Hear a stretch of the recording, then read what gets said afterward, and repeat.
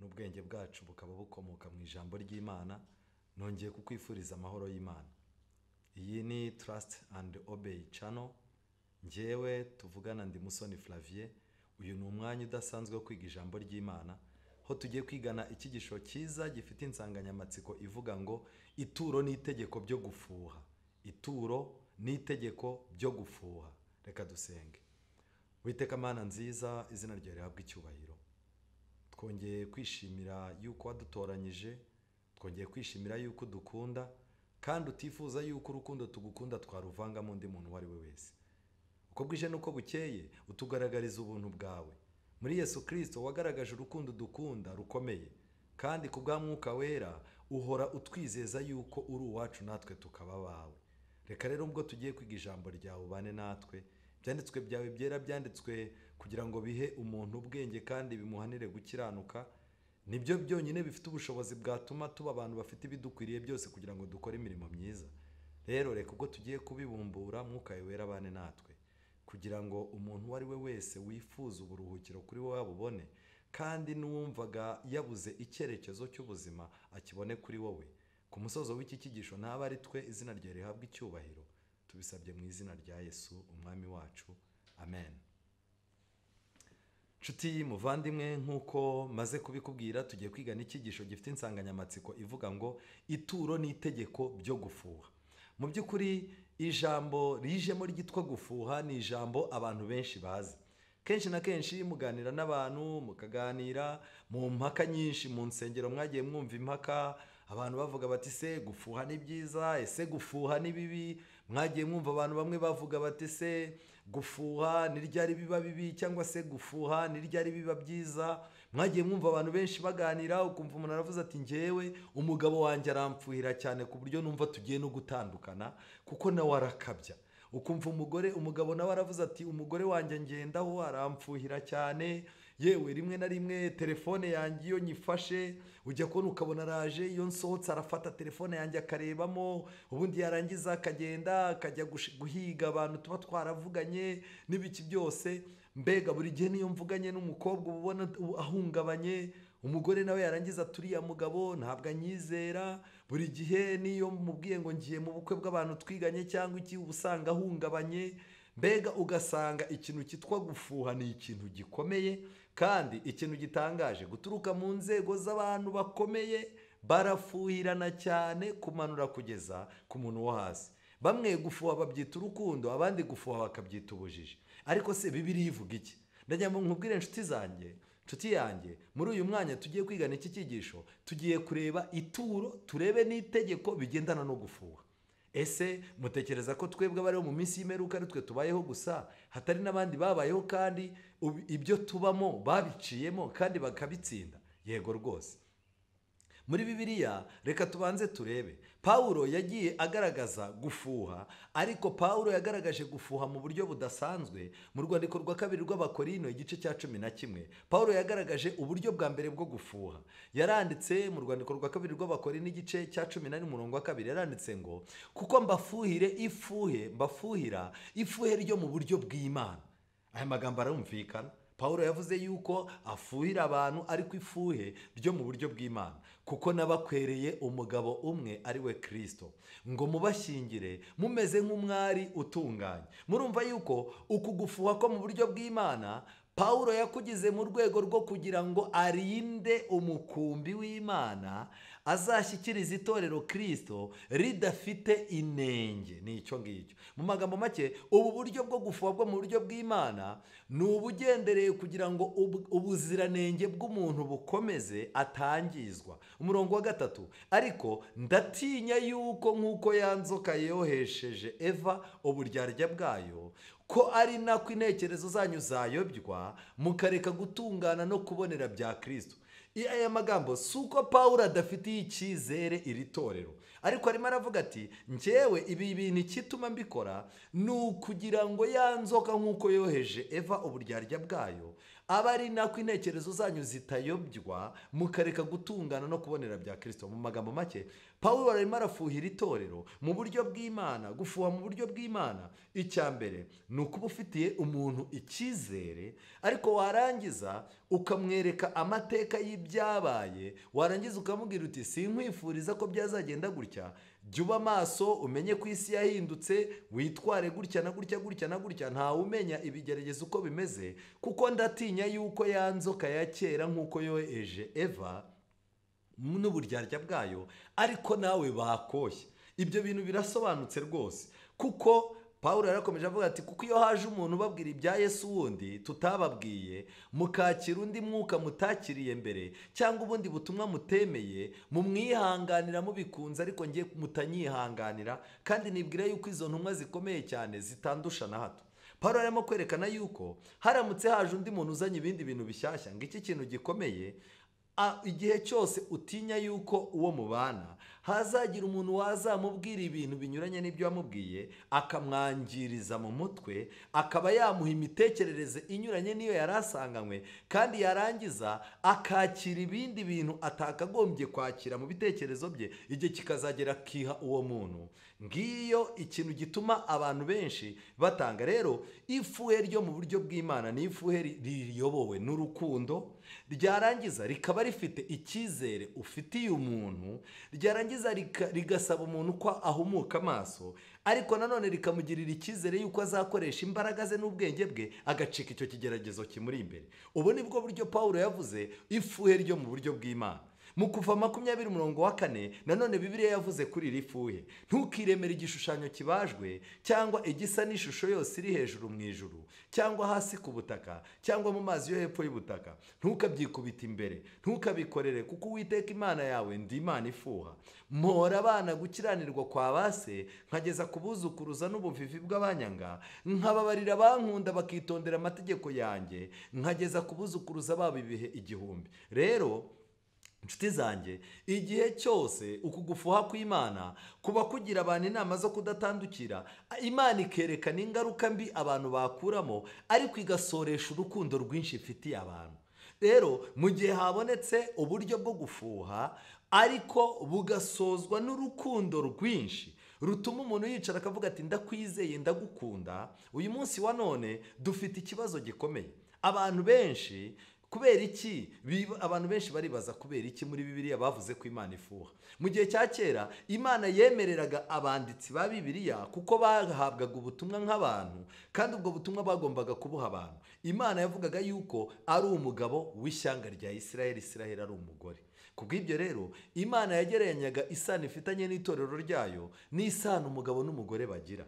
Imana ikerekana yuko mu buryo bw'Abisiraheli bwa kera umuntu yagiraga uburyo bwo gufuha igihe cyose yabaga afite ubwoba yuko umugore we akunda cyangwa umugabo we akunda atifuza kuko amwisanzura we yazisanzura ku wundi, atifuza yuko ibyumba yafunguye mu bwonko bw'uwo muntu hazagira undi muntu ufunguramo ibindi byumba. Rero ibyo byatumaga umugabo w'Umwisiraheli wese yararebaga umugore we akamufuhira, akamurinda mu buryo bwose bushoboka.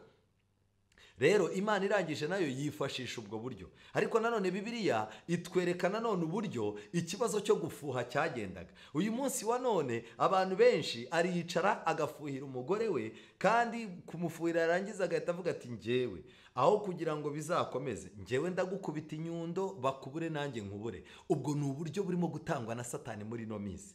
Uburyo bw'uko umugore wawe wamubonanye n'undi muntu bagendana, cyangwa yitabye telefone y'undi muntu, cyangwa se umugabo wawe ukumva yitabye umukobwa, cyangwa ukabona muri telefone mobile money umugabo wawe yohereje amafaranga kuri telefone ibaruye ku mukobwa, ukabona izina ni umukobwa kandi yohereje amafaranga menshi. Warangiza ugahita uvuga uti hoya ibi bintu ntabwo ari byo, nindangara baramuntwara. Warangiza ukavuga uti njyewe nzagukubita cyangwa nzakumenaho amazi ashyushye tuguhombe twembi.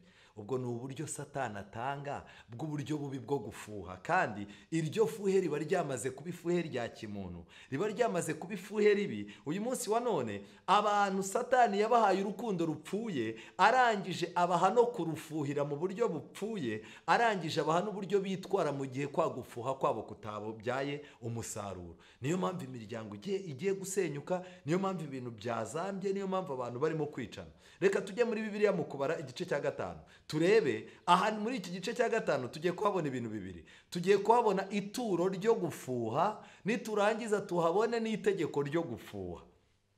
Igice cya 5 umurongo wa 11 Bibiliya iravuga ngo Uwiteka abwira Mose ati bwira Abisiraheli uti umugore w'umuntu nahindukirira undi agacumurisha ku mugabo we gusambana n'uwo umugabo. Icyo ni icya mbere tubanze tubimenye. Hatangiye iki? Umugore w'umuntu nahindukirira undi agacumurisha ku mugabo we gusambana n'uwo. Igikorwa cya mbere cyabaye ni ikihe? Habanze guhindukirira undi mugabo. Icyo ni cyo kintu cya mbere. Guhindukira undi mugabo ni ugutwarwa ibitekerezo n'undi muntu utari umugabo wawe. Noneho ibyo bintu bikurikirwa n'iki rero? Bikurikirwa no gusambana byanga byakunda. Mu magambo make, uyu munsi wa none hari abagore bahagaze mu madirishya batishimiye ingo bashatsemo, bahora bifuza abagabo bari ahandi. Noneho hakaba n'abagabo bari mu madirishya bifuza abagore bari ahandi. Mu magambo make, abo bantu bombi ntibanejejwe n'ingo zabo. Rero habanza guhindukirira undi muntu mu bitekerezo, hagakurikiraho noneho gucumura noneho murahura mugahurira ahantu mugasambana. Ngicyo uko bimeze. Umurongo wa 13 umugabo we ntabimenye bigahishwa, uwo mugore akaba yanduye, ntihabe umushinja, ntabe afashwe akibikora. Mu magambo make, uyu mugore yari umunyabwenge cyane, kuko Satani niwe utanga ubwenge bwo guhisha icyaha. Uyu umugore agasambana, umugabo ntabimenye bigahishwa, uwo mugore akaba yanduye, ntihabe umushinja. Mu magambo make, kwandura k'umugore hano kuragaragazwa n'ibintu bibiri. Icya mbere, umugore wamaze guhindukirira mu bitekerezo bye agahindukirira undi mugabo aba yanduye. Noneho iyo asambanye rero ubwandu buba bwuzuye, aba yamaze kwandura. Nubwo yabura umushinja kandi ntabe yafatwa, hari ibintu bibiri. Mu ijuru hari Imana imenya ibi bintu, kandi hari n'igihe umugabo iyo ari umugabo ugira amakenga, usenga, ubana n'Imana, cyangwa se ari umugabo wundi wari Satani yari yarishe mu maso, ariko uwo mugabo agashyira ubwenge ku gihe akareba kure, ashobora kuba yabibona. Rero ibyo bintu nubwo byahishwe, mutega amatwi. Umurongo wa 11 uwo mugabo agafatwa n'ifuhe, agafuhira umugore we yanduye, cyangwa yafatwa n'ifuhe agafuhira umugore we atanduye koko. Iyo umugabo yamenyaga yuko umugore we yamuciye inyuma, cyangwa yatangiye gutwarwa n'abandi bagabo, cyangwa se umugore we yasambanye, uyu mugabo yarabanzaga agakoresha uburyo bwe bwo kwirinda, agacunga, akagerageza, ariko bikamurya, umutima ukabyimba, agata ibiro, agatangira kurwara, umutima ukadihaguza, akumva nta mahoro, akumva nta kintu kimunejeje, akumva gupfa biruta kubaho. Iyo uyu mugabo yagendaga agata ibiro akumva arenda gupfa neza, yaricaraga akavuga ati rero ibi bintu birandenze, byanamaze no kundemerera cyane, kuko kenshi hari n'igihe atabibwiraga umugore kuko nta kimenyetso afite. Umurongo wa 15 itegeko noneho ngiri nuko uwo mugabo ashyira umutambyi umugore we. Mu magambo make, uyu mugabo yagombaga kujya ku buturo bwera, agafata umugore we akamujyana. Umugore iyo yajyaga ku buturo bwera ntabwo yabaga azi ikimujyanye, umugabo niwe wabaga akizi wenyine ku mutima. Nshuti zanjye, iri ni itegeko ryo gufuha. Niba watangiye gufuhira umugore wawe, niba watangiye gufatwa n'ifuhe bitewe n'ibimenyetso ubona runaka, wenda cyangwa hari n'igihe Bibiliya ivuga neza yuko ibyo bintu hari igihe byabaga byabaye, cyangwa se koko bitabaye, iki kintu ni ikintu gikomeye. Iki kintu ni ikintu gikomeye. Rero icyakurikiraga ni ugushyira umutambyi umugore we. Ntabwo yafataga umugore ngo amukubite, ntabwo byari byemewe. Ntabwo yafataga umugore ngo ateranye bene wabo, abahamagara ababwira ati mwaransondetse, naho narahombye, nimujyane umuntu wanyu, nta kintu kizima mwampaye. Oya, nta nubwo yahamagaraga abantu bashinzwe ibintu by'umutekano ngo ahita bazana. nta nubwo yamujyanaga ku karubanda, ahubwo yahagurukanaga n'umugore we, nta wundi muntu uzi ibyo bagiyemo, yarangiza akamujyana ku mutambyi. Iki kintu ni ikintu gikomeye. Rero nshuti zanjye, iri fuhe ryabaga ari ifuhe rikomeye. Uyu murongo wa 14 nk'uko tubibona, umugabo we agafatwa n'ifuhe agafuhira umugore we yanduye, cyangwa yafatwa n'ifuhe agafuhira umugore we atanduye koko. Mu magambo make, washoboraga kugira ifuhe mu by'ukuri ibintu byabaye, ariko ntabwo wagombaga kubyemeza, byasabwaga gukemurwa n'umutambyi. Icya kabiri, hari n'igihe wafuhaga nta kintu cyabaye. Nshuti zanjye, nagira ngo mbabwire ngo gufuha nta kintu cyabaye, ibi ngibi byatumaga umugabo abyimba. Mu magambo make, iyo wafuhiraga umugore nta kintu cyabaye, wowe ubwawe wabaga ari uri mu ikosa. Ubuturo bwera rero nibwo bwatangaga igisubizo. Mwibutse ko ubuturo bwera ariho abantu bakuraga igisubizo, bakamenya ibintu niba bimeze neza cyangwa bimeze nabi. Tubonye yuko rero bamujyanye ku mutambyi, amumushyirane n'ituro, amutangiriye ry'igice cya 10 cya efa y'ifu ya sayiri.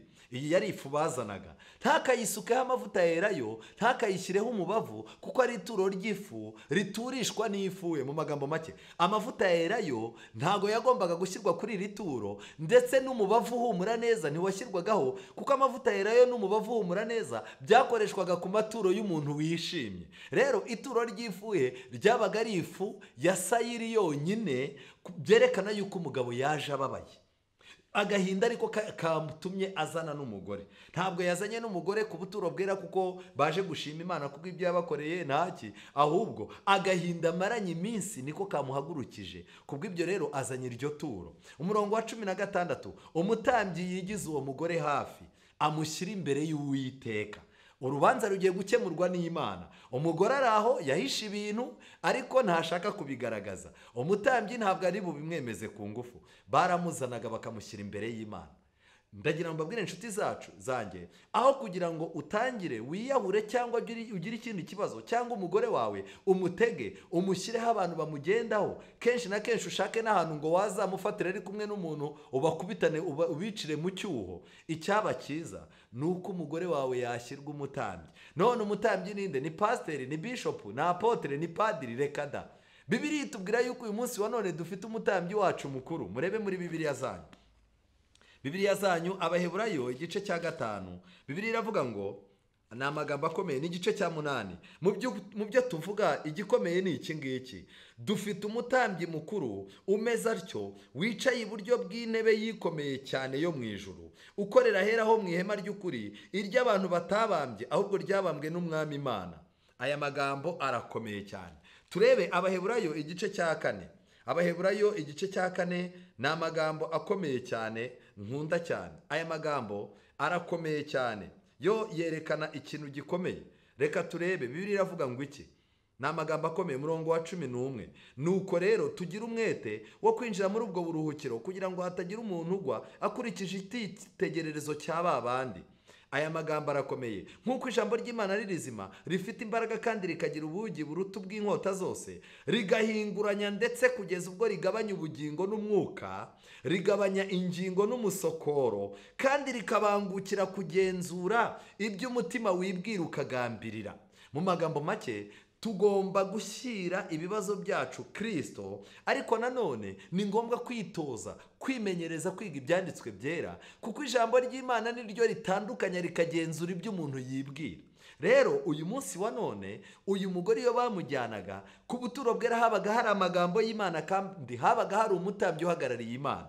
Rero umugore yigizwaga hafi imbere y'Uwiteka. Uwo mutambyi yendesha amazi yera ikintu kibumba, yende ku mukungugu wo hasi mu buturo bwera, awushyire muri ayo mazi. Umukungugu n'amazi ni bimwe mu by'umuntu yaremwemo, kandi uyu munsi wa none ubuturo bwera amazi yawo niyo abatambyi biyezeshaga, ariko umukungugu wo mu buturo bwera barawukandagiraga. Kubw'ibyo rero cyari ikimenyetso cyerekana yuko ashobora kugira umugisha bitewe n'uko agiye kwitwara mu bigiye kubera hariya, cyangwa akagira umuvumo bitewe n'uko agiye kubitwara. Icyabaga gikenewe ni iki? Umugore. Nibyo koko mu mutwe wawe ufite undi mugabo ukunda atari uyu mugabo we mwashakanye? Ese uyu mugabo ukunda niba yaragutwaye ibitekerezo? Ese uyu mugabo ntabwo muri aryamana? Nicyo kintu cyabaga gishakwa gusa. rero nshuti zanjye twihuta baranditse ngo ashyire uwo mugore imbere y'Uwiteka amutendeze umusatsi. Kwitwikira igitambaro mu mutwe ni icyubahiro Abisirayeli bahaga umugore cyerekanaga yuko ari umugore w'umugabo. Mu magambo make, umusatsi w'umugore wagombaga kurebwa n'umugabo we wenyine mu gihe cya Isiraheli. Noneho rero ikintu kidasanzwe, uyu mugore bamutendezaga umusatsi, bivuga ngo n'isano afitanye n'umugabo we irimi yahungabanye, yabaye nk'iteshwa agaciro, iri bukomeze bitewe n'umwanzuro ugiye gufatirwa aho ngaho.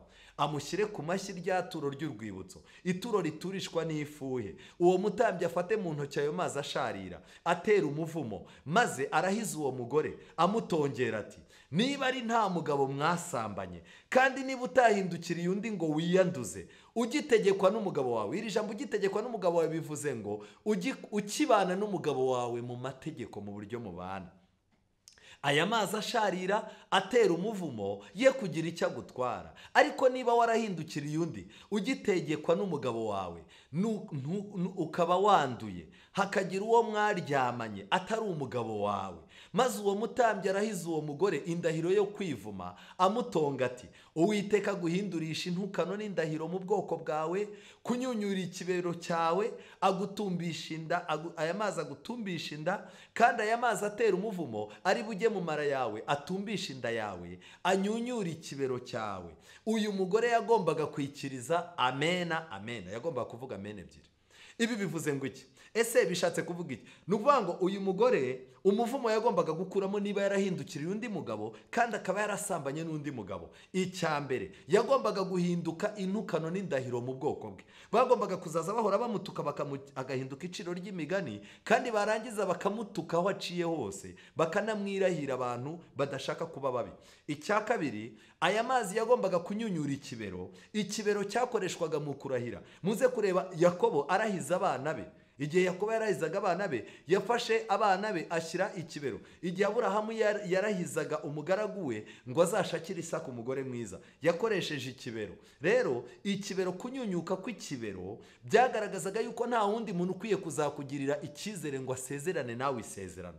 Gutumba kw'inda cyari ikimenyetso cy'uko utazongera kubyara. Ikindi kandi, uyu mugore yagombaga guhura n'ibibazo byinshi. Rero umugore wabaga azi ko nta kintu umutima we umushinja, yaravugaga ngo amena, akongera ngo amen.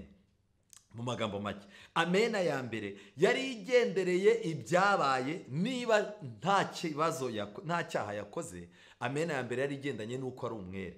Amena ya kabiri kandi yabaga ivuga ngo nta kibazo mfite ku bigendanye n'umuvumo uri buboneke, kubera ko ibi bintu ntabwo nabikoze. Amena ebyiri. Ni abagore bangahe bashobora uyu munsi wa none kuvuga izi amena ebyiri? Amena ya mbere ni yuko nta mugabo wundi wagutwaye ibitekerezo mu gihe ugifite umugabo wawe mubana. Amena ya kabiri ni yuko utigeze usambana nawe. Izi amena ni abagore bake bashobora kuzivuga muri ubu buzima bwacu tubayemo, bitewe n'uko ni abagore bake baba mu ngo bazishimiye. Ariko nanone ikindi kibazo, ese iki kibazo cyari icy'abagore gusa? Abagabo bo Imana yabagenzaga ite iyo iki kibazo cyavukaga? Nshuti zanjye, iri niryo tegeko n'ituro ryari rigendanye no gufuha. Mu rwandiko rwa kabiri rwa Timoteyo igice cya 3:6, Bibiliya igaragaza amatorero yo mu minsi y'imperuka ibibazo azaba afite. Ndetse Pawulo yandikiye Timoteyo amugira inama, aramubwira ngo kuko muri bo harimo abagabo bomboka mu mazu, bakanyaga abagore batagira umutima, baremerewe n'ibyaha, batwarwa n'irari ry'uburyo bwinshi. Mu magambo make, ikibazo cya kera n'uyu munsi wa none kirahari. Hariho abagabo bomboka mu mazu. Aba bagabo ni abagabo batari seriye, ni abagabo batari abantu b'Imana, ariko mu by'ukuri hano birimo biragaragara ko bari mu nsengero. N'uyu munsi wa none mu nsengero harimo abagabo rwose bashinzwe gusambanya abagore b'abandi, bashinzwe kubitaho. Ubu bagore benshi aricara akavuga ati, kanaka ni umuvugabutumwa, nta kintu yantwara, n'umuntu w'Imana, kanaka ni pasiteri, kanaka ni bishop yasizwe amavuta, rwose ntabwo yakora icyo cyaha n'ibiki byose. Umugabo akamubwira ati, ariko rero nugendera uriya mugabo jya umugendera witonze, bariya abantu ntabwo wamenya ibyabo, bikazarangira ujya kubona ugasanga umugore asenya urugo. Iri somo ryo mu rwa kabiri rwa Timoteyo 3:6 riravuga ngo kuko muri bo harimo abagabo bomboka mu mazu bakanyaga abagore batagira umutima. Mu magambo make, abagabo bomboka mu mazu n'abagore batagira umutima bari muri ayo mazu ariko batayarimo, byanga byakunda imperuka izaba ikomeye. Uyu munsi hari abagabo rero bomboka mu mazu y'abandi, ukamubona ni inshuti yawe, ukabona arimo arazi iwawe akasa n'ukwitayeho n'iki, naho arimo arashaka kugusenyera urugo. Hari n'abagore batagira umutima, ukaza amazi turi ko wowe na kanaka mupanga ibiki. Yahenze ati papa kana uri umugabo wanjye ndagukunda, ntari birya kanaka nta humura rwose nta kintu kibiki. Ariko mu by'ukuri iri somo riratwereka ko mu minsi imperuka ubusambanyi buzaba bwinshi kandi mu nsengero.